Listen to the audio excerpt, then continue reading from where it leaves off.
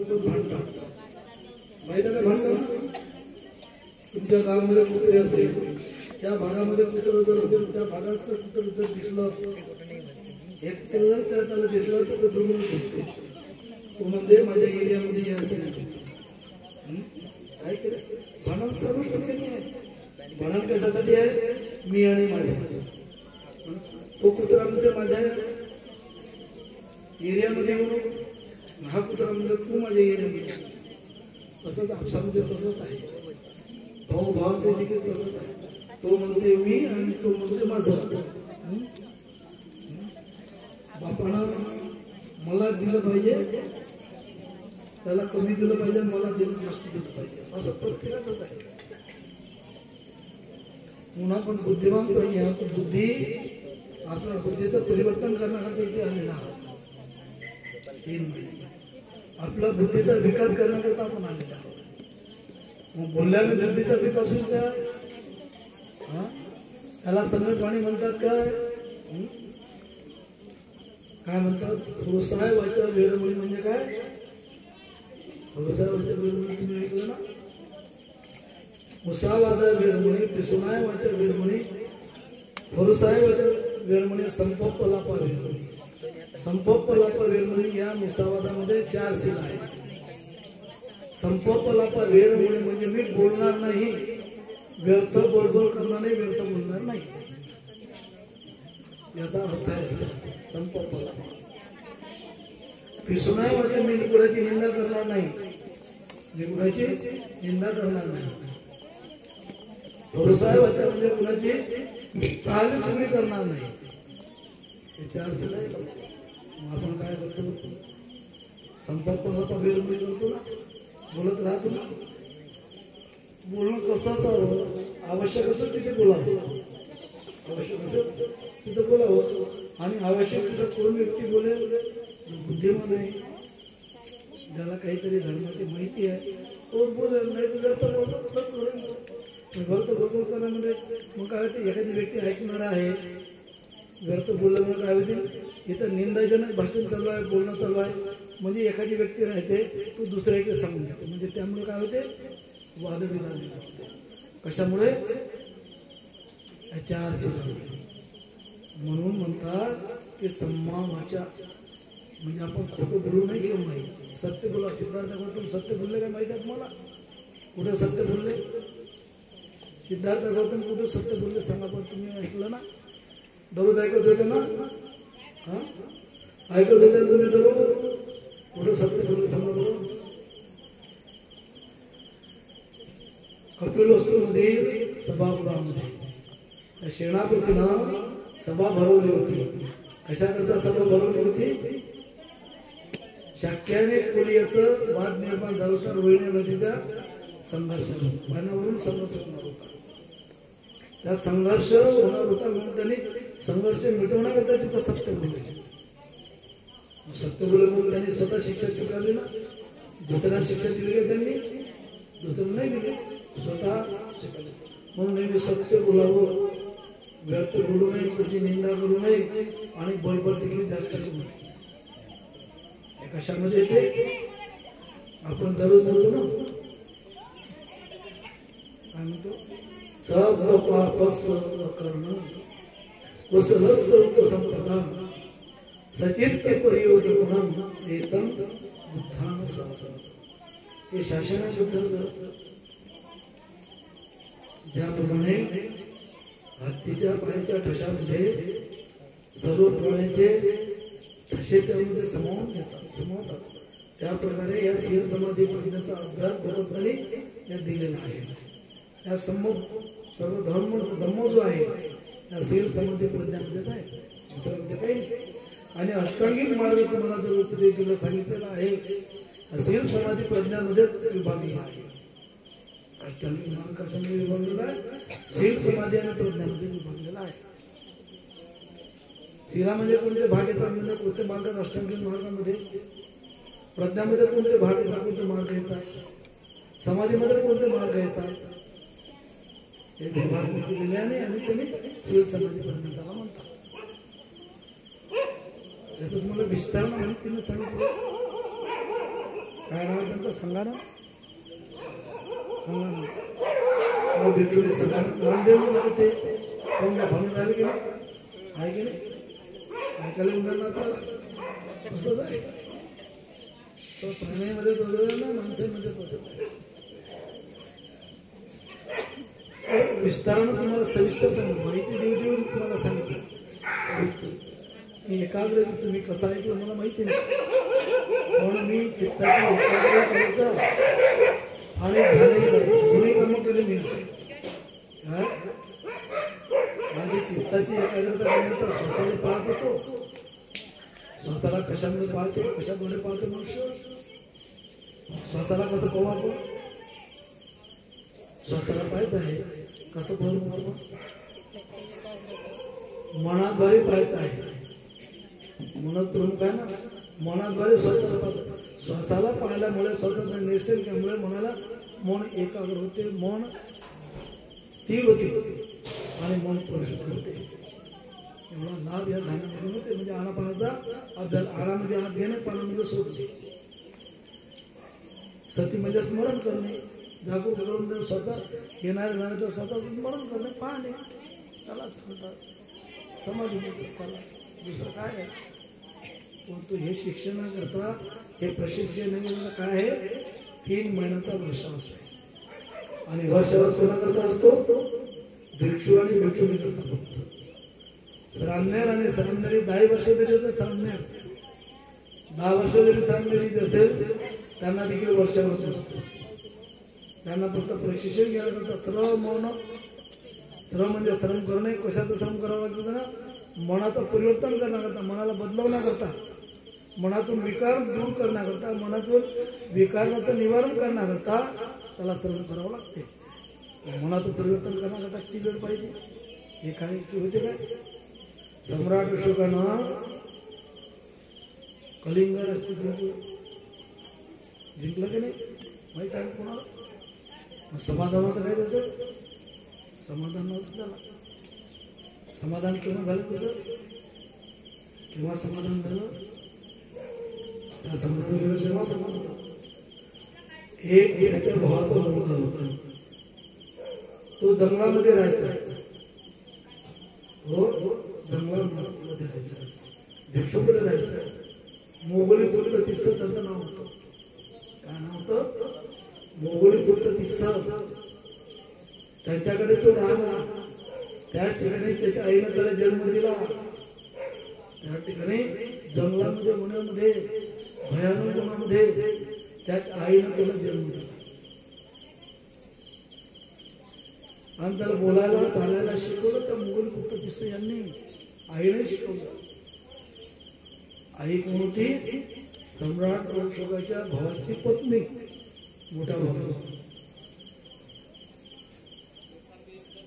आता ते विस्तारानं सांगत नाही तो कारण आपल्याला सुरू करायचं आहे कारण काही ना काही सुरू झालं पाहिजे ते बुद्धवाणी आहे प्रवचन तरी आवश्यक आहे परंतु बुद्धवाणी देखील आवश्यक आहे हे बुद्धवाणीमध्ये एक एक शब्द आहे एक एक शब्दाचा अर्थ आहे एका एका वाक्याचा अर्थ आहे आणि कशा करता आपलं मनाचं परिवर्तन करण्याकरता आहे मनाला एकाग्र करण्याकरता मनाची परिशुद्धता करण्याकरता हे वचन आहे तथागतांचे त्या तथागतांचे वचन ऐकून निग्रोध हा 7 वर्षाचा झाला निग्रोध हा त्या मुलाचं नाव होतं निग्रोध हा 7 वर्षात झाला 7 वर्ष झाल्यानंतर त्याला प्रवचित केलं त्याला काय केलं प्रवचित केलं म्हणजे त्याला ब्राह्मणाची दीक्षा दिली भिक्षूची नाही ब्राह्मणाची दीक्षा दिली आणि त्याला पाठवलं सम्राट अशोकाचं जो राज्य होतं त्या राज्यामध्ये सांगितलं म्हणते नाही साकेत हे पूर्वीचं सम्राट अशोकाचं ते परिसर होतं पूर्ण राज्य जम्बूद्वीप त्याचं राज्य होतं त्याला सम्राट अशोक असं म्हणतात त्या नगरामध्ये पाठवलं दूर होतं तरी पाठवलं पायी गेलं 7 वर्षाचा मुलगा आम्ही ज्यावेळेस 2007 मध्ये गडचिरोली जिल्ह्यामध्ये पायी भागीरथ बंतीजी मी विश्वनाथ बंतीजी चिटकेवाले धम्मरक्षक अगोदर बद्दलपूर राहायचे आम्ही पायी प्रचार करता 1-1.5 महिना, 1.5 महिना सतत पायी चालायचं, बाहेर नाही काही नाही. आणि त्यामध्ये काही 7-8 वर्षाचा मुलगा होता, सुंदर होता, पाहायला खूप चांगला सुंदर. तो दररोज आपलं भिक्षापत्र वगैरे सामान घेऊन आपला बॅग घेऊन दररोज आमच्यासोबत फिरायचा. 1.5 महिना, 8-9 वर्षाचं जास्तीत जास्त, पण फिरायचा. का फिरायचं? कारण कर्म राहते माणसाचे, कर्मानुसार माणसाला सगळं मिळते. तुम्ही तुमच्या मुलाला किती सांगितलं तो ऐकणार नाही, तुमच्या मुलीला किती सांगितलं तो ऐकणार नाही. पण तिचे कर्म जर असेल, तिचे कर्म किंवा त्या मुलाचे कर्म जर असेल तर तो मात्र न सांगताना तुम्ही तो व्यायाम, तो भिक्षूंची सेवा करेल. जसं आमचा मी स्तुती म्हणून करत नाही, करते तसं.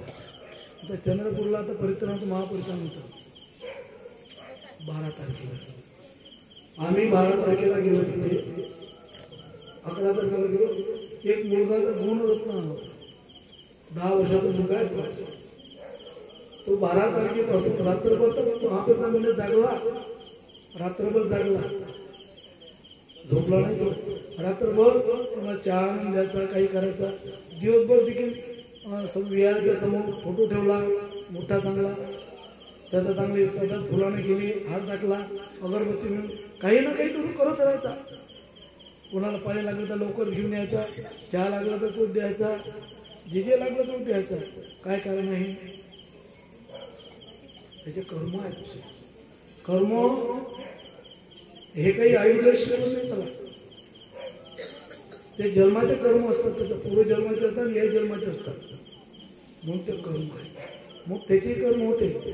म्हणून तो त्या नगरामध्ये गेला, तो निघून आणि राजाच्या दरबाराच्या समोर उभा राहिला. दरबाराच्या समोर उभा राहिला आणि तिथे आता भिक्षू चरिका कसे करतात, काय भिक्षाम देवी असं नाही म्हणत, काहीच म्हणत नाही, मौन राहते त्यांचं. आणि खाली पाहतात ना, तुमच्या घरातले पाहतात, तुमच्या कोणी महिला येऊन राहिली, काय उपासक येऊन राहिली, काय पुरुष येऊन राहिला, मुलगी म्हणून त्याच्याकडे नाही पाहत. फक्त खाली त्यांचं लक्ष राहते, नजर कुठे राहते? खाली राहते. फक्त भिक्षापत्र राहते. आणि तो भिक्षापत्र घेऊन उभा राहिला खाली.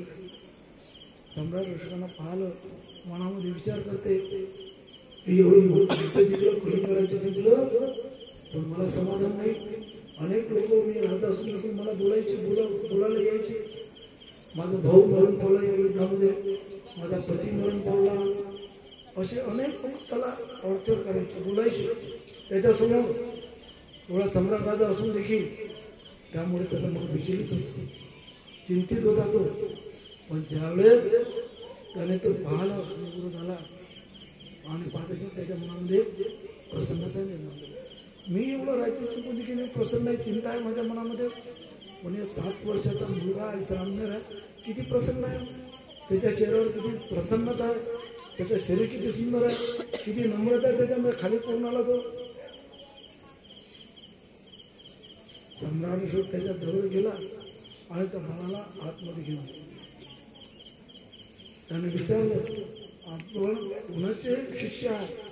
त्याने सांगितलं, मी मोगली पुत्र यांचे शिष्य. आपण सांगितलं नाही, त्याला माहित आहे मी सम्राट अशोकाच्या भावाचा मुलगा म्हणून, सांगितलं नाही. त्याला भोजन दिलं बसून, आणि भोजन दिल्यानंतर ते विचारलं, तुमचे गुरु कोण आहे? तर माझे मोगली पुत्र गुरु आहे.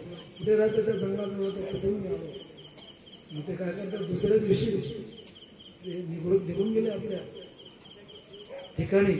आणि सम्राट दुसऱ्या दिवशी मोगली पुत्र यांचे दर्शन घेण्याकरता, त्याचं उपदेश ऐकण्याकरता गेला सम्राट. आणि उपदेश ऐकला. त्याच्यानंतर मग काही दिवसापर्यंत राज्यकारभार न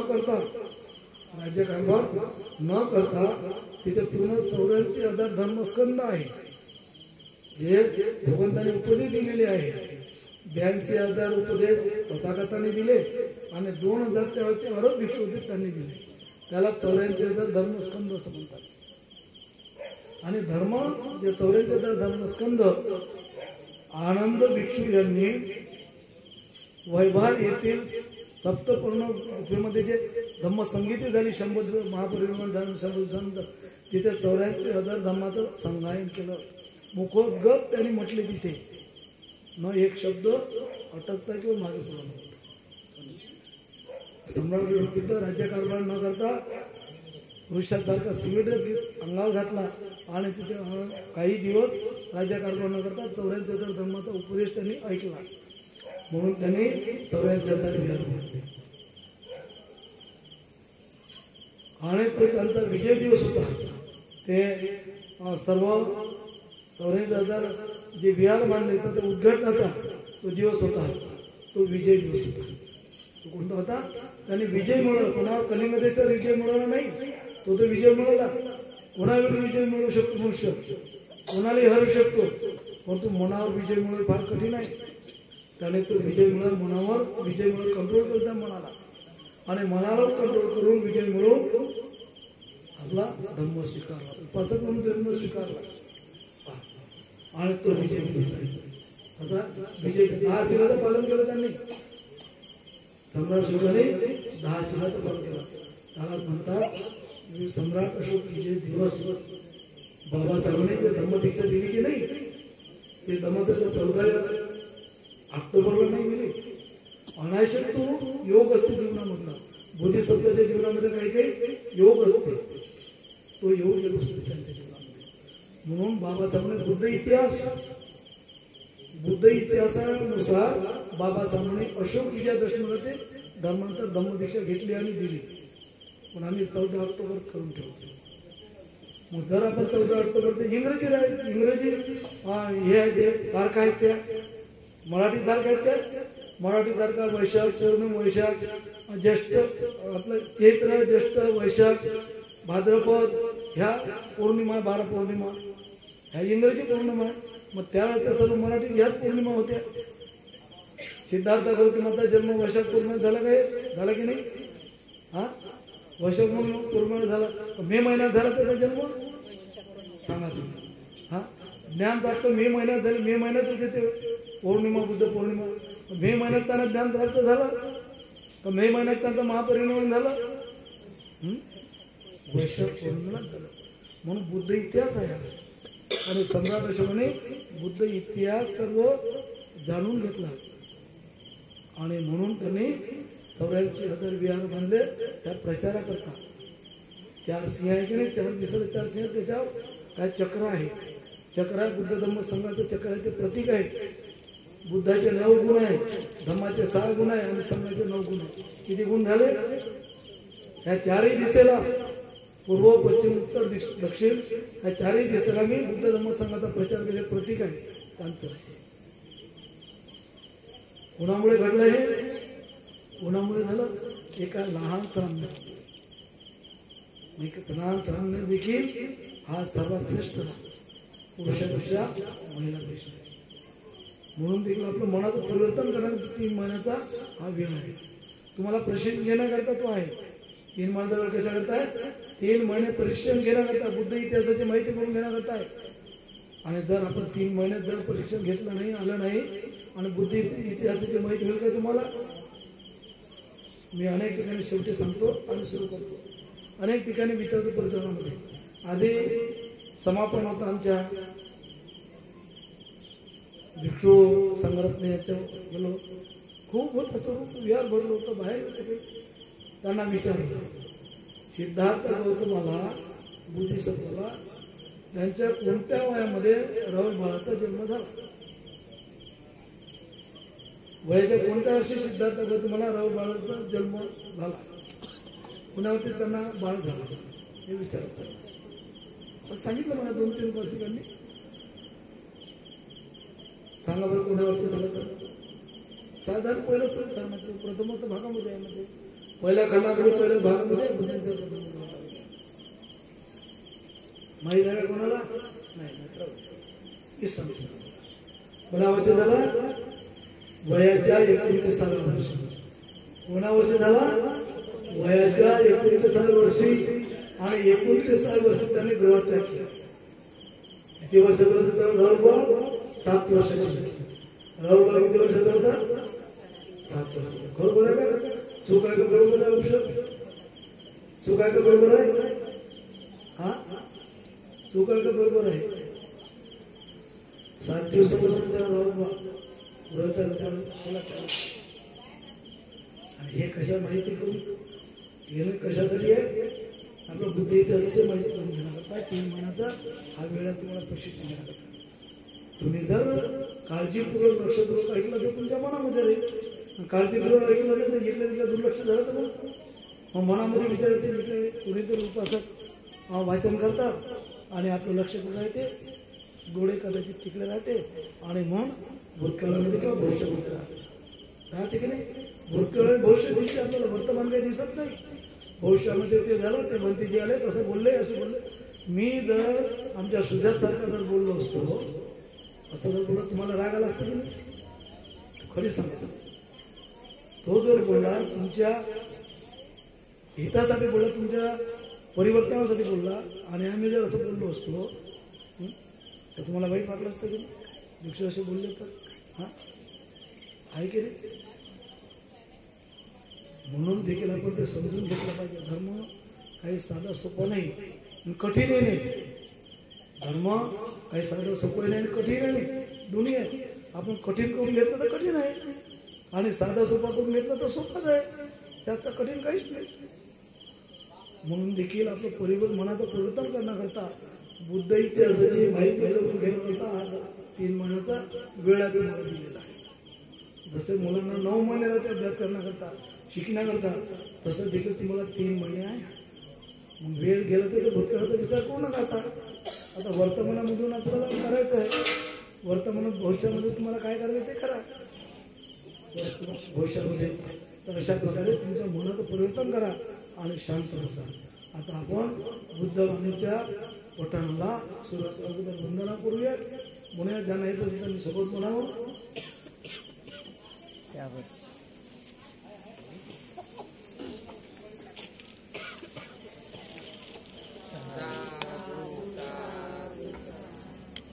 मी काही बोललो नाही बरं, साधारण बोललो. झाला पाहिजे असं पडून ना हो, असं पडून वंदन करायचं सूत्राच्या अवस्था पण बसली.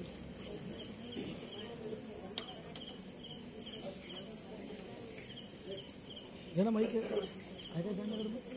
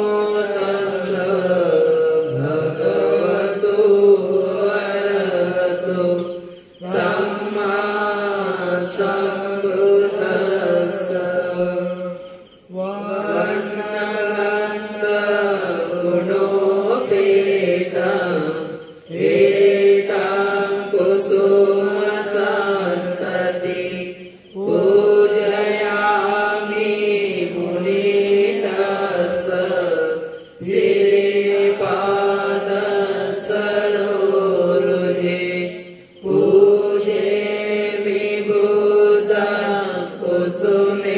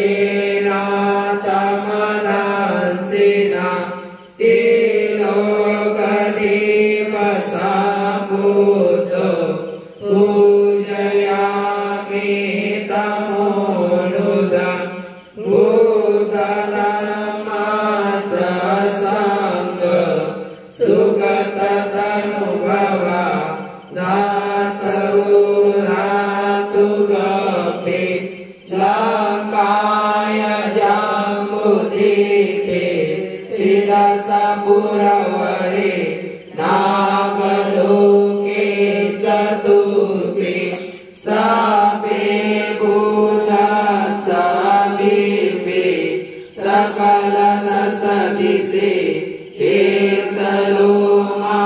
केशलोमादिधातु वन्दे सबेऽपि भूता दश बलतनुजन बोधिचेत्या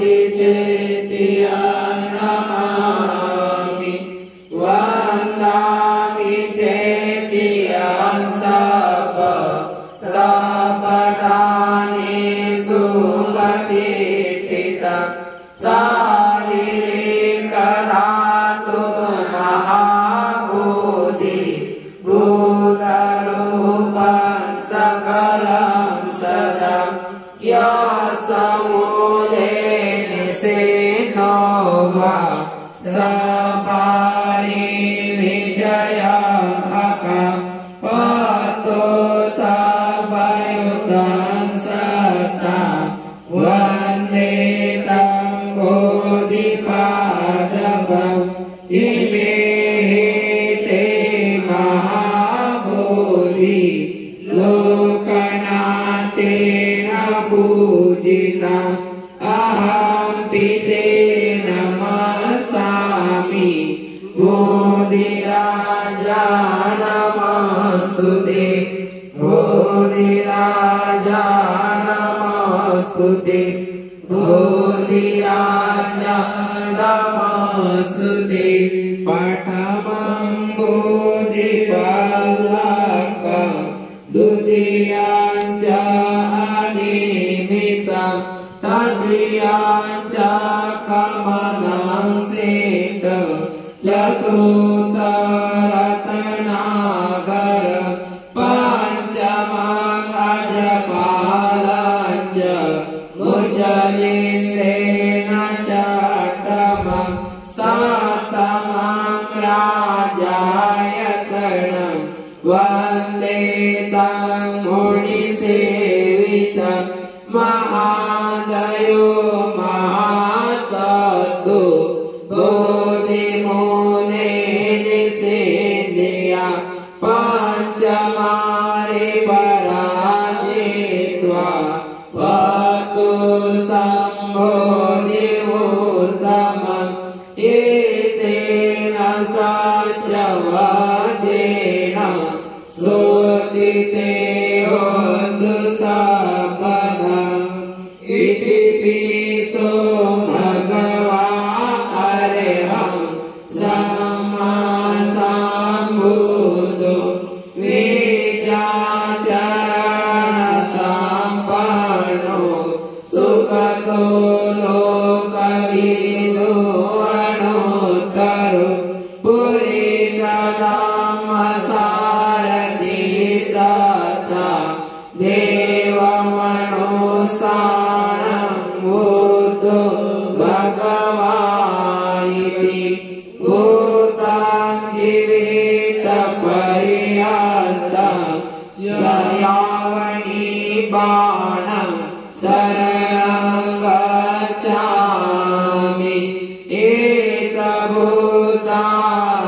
एकभूतातीतात् एकभूता अनागता वसुपन्नासरे भूता अहं वन्दामि सर्वदा नास्ति मे शरणं मह्यं भूतो मे शरणं वरम् एतेन सत्यवाचेन होतु मे जयमङ्गलम् उत्तमाङ्गेन वन्देह पादपं सुवरोत्तमम् बुद्धेयो कलितो दोषो बुद्धो कमकुताम् यं किञ्चिरतनलोके विजति विविधावतु रतनं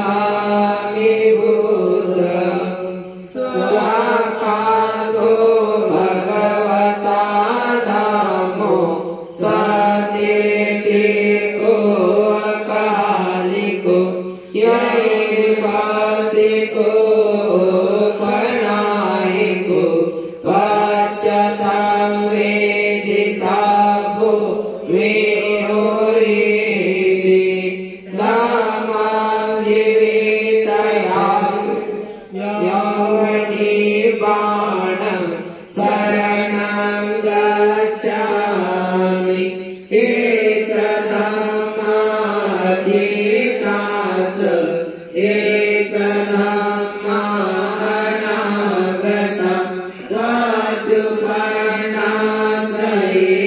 धम्मा अवंदामि सपदा नाति मे शरणं मह्यं धम्मो मे शरणं वरम् एतेन सत्यवाचेन होतु मे जयमङ्गलम् उत्तमङ्गेन वन्देऽहं धम्मां वरम् धम्मेयो कलितो दोषो धम्मो खमतु धम्मं याकेचिरतनगलोके विद्यते विविधावतो रतनं धम्मसमानन्ति तस्मात्सोऽतीव भवतु मे अटाङ्गिको पदो जनानां मोक्षापवेशा उजगो मगो धम्मोऽयं सन्धिकरो मणितो नियाणि कोतं प्रणमामि धम्मं सुपटिपन्नो भगवतो सावकसङ्गो उजुपटिपन्नो भगवतो सावकसङ्गो न्यायपटिपन्नो भगवतो सावकसङ्गो सामीचिपटिपन्नो भगवतो सावकसङ्गो यदिदाचारि पुरुषयुगानि अष्टपुरुषपूगला एष भगवतो सावकसङ्गो आहुनेयो पाहुनेयो दक्षिणेयो अञ्जलिकरणेयो अणोत्तरं पुण्यकेन लोकसायिते साङ्गं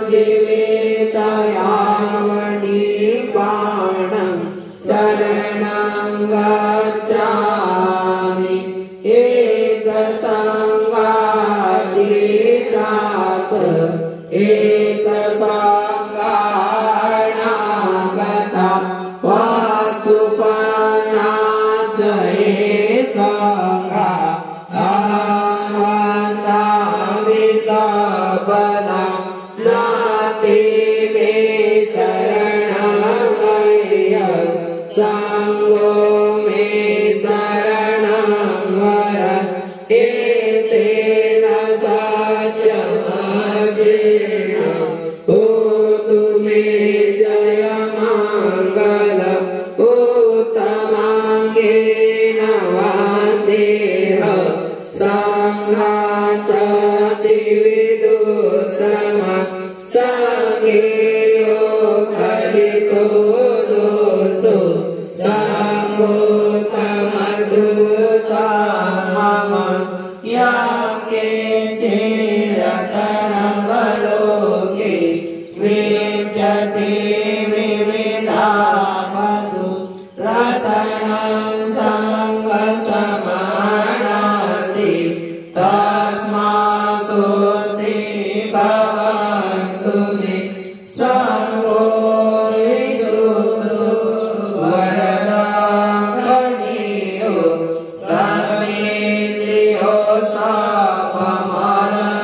सापमानपयेनो गुणेनेके समाधिपतु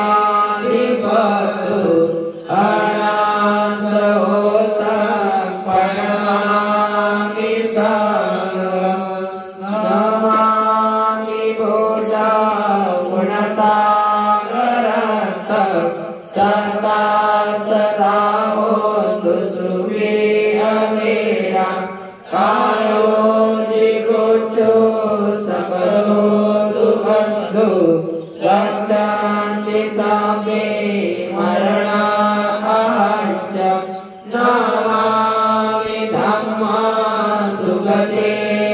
देशित सत्ता सदा होतु सुखी अवेरा कायो जिगुच्छु सकलो दुगंधो गच्छन्ति सामे मरणा अहञ्च नमामि संगा मुनिराज सावक सत्ता सदा होतु सुखी अवेरा कायो जिगुच्छु सकलो दुगंधो गच्छन्ति सामे मरणा अहञ्च नमामि विशुद्धो सत्ता सदा होतु सुखी अवेरा कायो जिगुच्छु सकलो दुगंधो गच्छन्ति सामे मरणा अहञ्च इमाय धम्मानुधम्म पठिपाया बुद्धमुजेनि इमाय धम्मानुधम्म पठिपाया धम्ममुजेनि इमाय धम्मानुधम्म पठिपाया संगमुजेनि अधारिमाय पठिपाया जाति जरा व्याधि मरणा परिमोचसामि इमिना पुण्य कामेन मामे माल समागमो सतं समागमोतु यावनि बाणपत्या देवो वसतु कालेन सम्पत्तिरेतु च पीतो भवतु लोकस्य राजा भवतु धार्मिको इमाय बुद्धपूजाय गताय सुतचेतसा चिराचितातु सदामो लोकोऽस्तु सुखी सदा इमाय धम्मपूजाय गताय सुतचेतसा चिराचितातु सदामो लोकोऽस्तु सुखी सदा इमाय संघपूजाय गताय सुतचेतसा चिराचितातु सदामो लोकोऽस्तु सुखी सदा लोकोऽस्तु सुखी सदा लोकोऽस्तु सुखी सदा साधु साधु साधु बुद्धं नमामि धम्मं नमामि संघं नमामि वन्दामि भन्ते